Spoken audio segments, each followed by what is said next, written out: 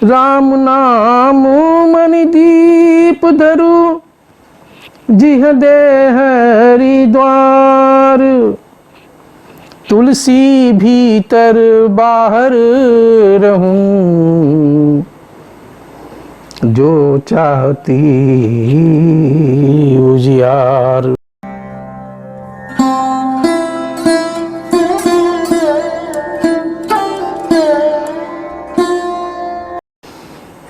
आप सभी को प्रणाम। सत्य सनातन की जय। ईश्वर की असीम अनुकंपा से, गुरु महाराज के असीम अनुकंपा से हम सभी लोगों को भगवत चर्चा करने का परम सौभाग्य प्राप्त हो रहा है। गुरु वंदना कर लेते हैं। बंदा गुरु पद कंज, कृपा सिंधु नर रूप हरि। महामोह तम पुंज, जासु बचन रवि कर निकर। गुरु महाराज के आशीर्वाद से हमारे अंदर जो अंधकार था उसको उन्होंने दूर किया, और जिस प्रकार से सूरज भगवान पूरे संसार के अंधकार को दूर करते हैं, उसी प्रकार से उसी करने की तरह, रवि की करने, उसी करने की तरह गुरु महाराज हमारे अंदर भी अंधकार को दूर करके हमें परमानंद की से मिलवाते हैं। उसी अंश से हम जैसे अंश का वो दर्शन कराते हैं। आगे श्री रामचरितमानस की कथा लेकर हम लोग आगे बढ़ते हैं। इसमें जो किस प्रकार से तुलसीदास जी को, महाराज तुलसीदास जी को ये प्रेरणा मिलती है कि रामचरितमानस का किस प्रकार से निर्माण करना है, क्यों करना है, उसके बारे में भी थोड़ा सा हम लोग देखें। तुलसीदास महाराज को अपनी पत्नी से बहुत ही प्रेम था। वो पत्नी के बिना नहीं रह पाते थे। तो वो क्या किए कि एक बार उनको गंगा के उस पार अपनी पत्नी से मिलने जाना था। कोई साधन नहीं था, और वो क्या किए कि जब कोई साधन नहीं था तो अब वो कैसे जाते उस मिलने के लिए। अब रात में 1 बजे 2 बजे उनको एक लाश दिखाई पड़ती, डेड बॉडी दिखाई पड़ती है। उस डेड बॉडी पर बैठ करके वो गंगा को पार करते हैं और अपने ससुराल हो जाते हैं। सोचिए, फिर वहां पहुंचते हैं तो उनकी पत्नी धिक्कारती हैं, कहती हैं कि तुम जिस तरह से इस संसार में लगे हो, जिस तरह से इस शारीरिक आकर्षण के मोह पास में बंधे हुए हो, यदि तुम इस तरह का मोह पास यदि भगवान के प्रति करते तो शायद तुमको भगवान मिल जाते। अब ये बात तुलसीदास जी महाराज के हृदय में बैठ जाती है, और वहाँ से वो अपमानित होकर के फिर वो बैक हो जाते हैं, लौट आते हैं। लौटने के बाद इधर उधर भटकने लगते हैं। उनका मन जो है बहुत विचलित हो जाता है। तो उनके जो गुरु महाराज थे श्री नर हरिदास जी से उनकी मुलाकात होती है। अब मुलाकात होने के बाद जो है, जब वो तीसरी नेत्र प्रदान करते हैं, उनको अंतर के पटल को खोल करके उस परमानंद का एक क्षण उनको अनुभव करा देते हैं। अपने ज्ञान तप प्रकाश से तब तुलसीदास को एहसास होता है कि नहीं, हमारे जीवन का जो लक्ष्य था वो लक्ष्य था कि हमें उस परमपिता परमेश्वर, उस ब्रह्मांड के मालिक से मिलना है। और देखिए किस प्रकार से आगे आगे उनको प्रेरणा मिल रही है। अब तुलसीदास जी महाराज जब उस मुगल सम्राट के बंधन से मुक्त होते हैं, हनुमान जी उनकी सहायता करते हैं, तो अब वो तुलसीदास जी महाराज उन रोने लगते हैं हनुमान जी के सामने। कहते हैं कि भगवान आप हमें ये बताइए कि किस प्रकार से हमें वो प्रभु श्री राम का दर्शन होगा, ये हमें मार्ग बताइए। हनुमान जी बार बार परेशान होते हैं, उनको समझाते हैं कि आप जिसको आपको, आप तपस्या कीजिए, आप भगवान राम का चिंतन कीजिए, आपको भगवान राम जरूर मिलेंगे। क्योंकि भगवान राम ने आपकी सहायता की इस बंधन से मुक्त होने में, और तमाम जो भी आप कार्य करते रहते हैं सब उन्हीं के प्रभाव क्षेत्र से होता है ये सारी चीज़ें। वो फिर वहाँ से हनुमान जी के कहे अनुसार वो कहते हैं कि भाई ठीक है, आप चित्रकूट जाइए, आप वहीं पे भगवान राम के आपको दर्शन होंगे। तो तुलसीदास जी महाराज वहाँ से उठ करके चित्रकूट के पे चलते हैं, पहुँचते हैं, वहाँ पे अपना आराम से रहने लगते हैं, भगवान का ध्यान भजन करते हैं। तो एक पीपल के पेड़ के नीचे वो क्या करते हैं कि जब सूर्योदय का समय होता है तो वो अर्घ देने के लिए उस पीपल के पेड़ की जड़ में वो अर्घ देते हैं। अर्घ देते हैं तो पता चलता है कि वहाँ पे जो उस पीपल के पेड़ पर रहने वाला जो ब्रह्म राक्षस था वो प्रकट हो जाता है। आप तुलसीदास जी महाराज देख के डर जाते हैं। तो ब्रह्म राक्षस कहता है कि नहीं महात्मा जन, आपको डरने की जरूरत नहीं है। मैं सदियों से, कितने वर्षों से ये इंतजार कर रहा था, कोई तो हमें अर्पित करे, कोई तो हमें तर्पित करे, और आज आपने हमको तर्पित कर दिया। आप जैसे संत के द्वारा जब मुझे जल का अर्घ प्राप्त हुआ तो मेरे हृदय में प्रभु का संचार होने लगा। मैं बहुत प्रसन्न हूँ, जो भी वरदान मांगना है आप हमसे मांग लो। तो गोस्वामी तुलसीदास जी कहते हैं कि अरे तुम तो खुद भी फंसे हुए हो, कैसे वरदान दे सकते हो। कहता है नहीं, आप मांगिए, आप मैं दूंगा। तो कहते हैं कि मुझे ऐसा कोई मार्ग बताइए कि मैं प्रभु श्री राम से मुलाकात कर सकूं, उनका दर्शन कर सकूं। तो ब्रह्म राक्षस कहता है कि यदि ऐसा कोई मार्ग हमें पता होता तो हम तो सीधे उनसे मिल लेते, हमारी मुक्ति भी हो जाती। तो मैं ऐसा नहीं कर सकता। फिर निराशा के बादल छाने लगते हैं। तो वो कहता है ब्रह्म राक्षस कि आपको मैं एक रास्ता बता सकता हूँ कि राम कथा जब आप कहते हैं गोस्वामी जी, तो आपके राम कथा में सबसे पहले हनुमान जी आते हैं और राम कथा समाप्त होने के बाद वो वहाँ से जाते हैं। आप चाह के उनका पैर पकड़ लीजिए, वही आपको भगवान राम से मिला सकते हैं, क्योंकि वो तो भक्त शिरोमणि हैं और उनके कहने पे प्रभु राम को आपको दर्शन देना ही पड़ेगा। अब गोस्वामी तुलसीदास जी एक इशारा तो समझ जाते हैं, आते हैं, वो बार बार सत्संग करते हैं, भगवान राम की महिमा का गुणानुवाद करते हैं।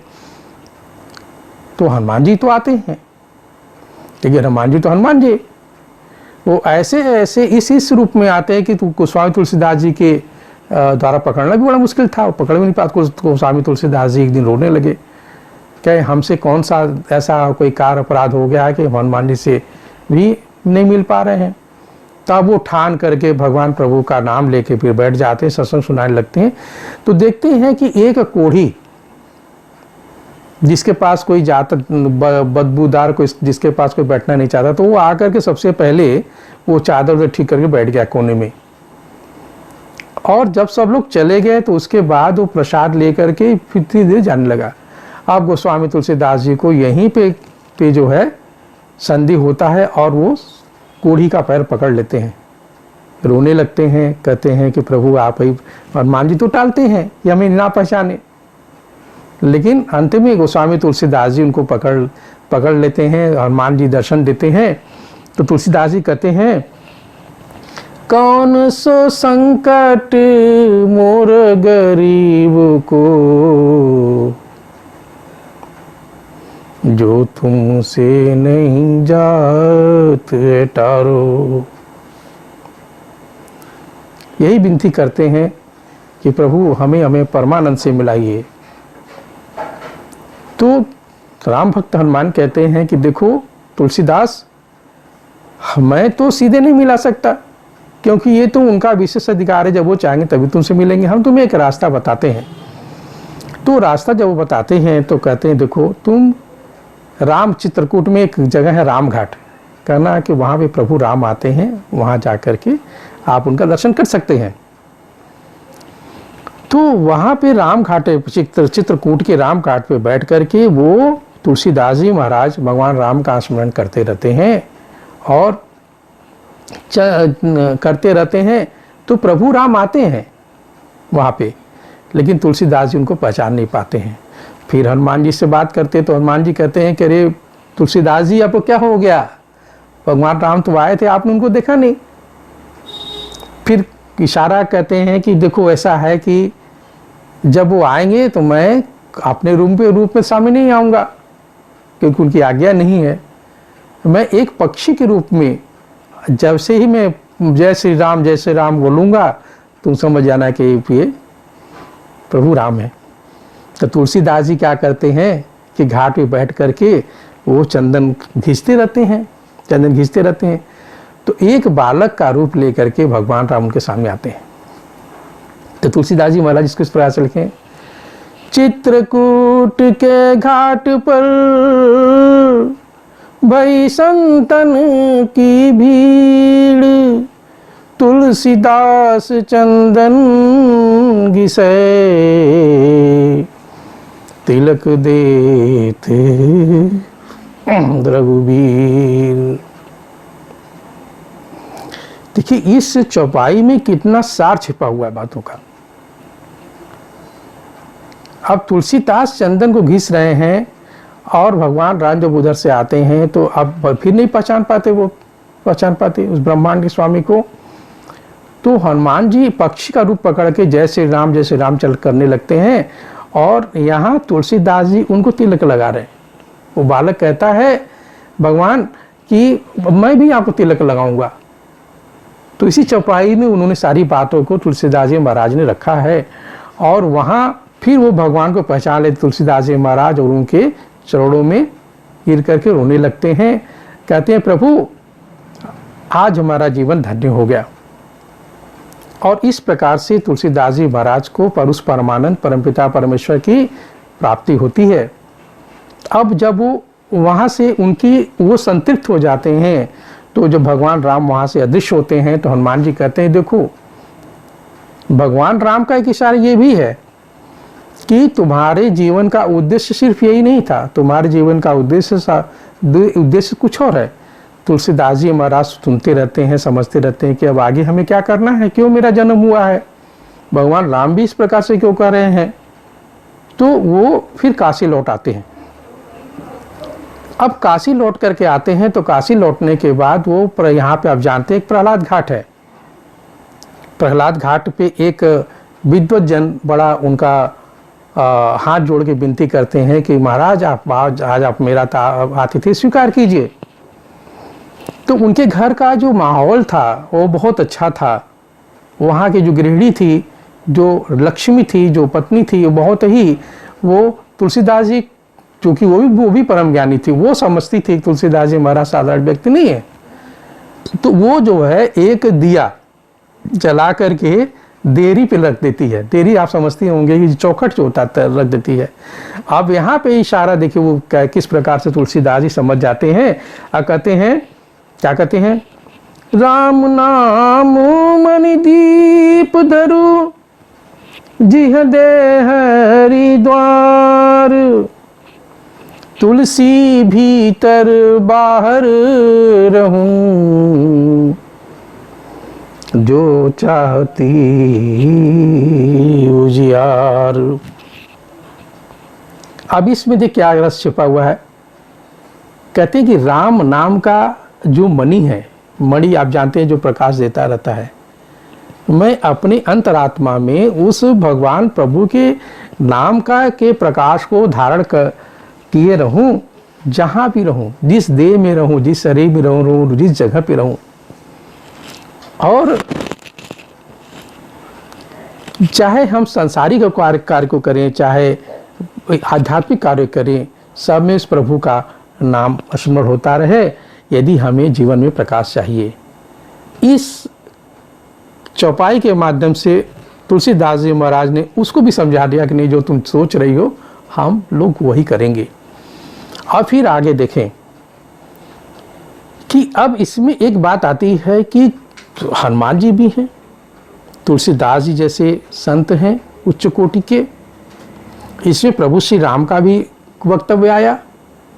तो ये कैसे एक हो सकता है? हम सभी अपने जीवन में कभी न कभी जो है बातें करते रहते हैं कि भगवान हमें कष्ट से मुक्ति दे। आपके जीवन में जरूर ऐसा कभी न कभी हुआ होगा जब आप बहुत संकट में आए होंगे, आपका कोई सहारा नहीं बना होगा, और आप सच्चे मन से जब प्रभु का स्मरण किए होंगे तो आप देखे होंगे आपका संकट जरूर दूर हुआ होगा। तो ये होता कैसे है कि भगवान कहते हैं कि भाव का मैं भूखा हूं और कुछ नहीं चाहिए। अब आगे की कड़ी में मैं आपको और बातें बताऊंगा इस बारे में। जय श्री राम।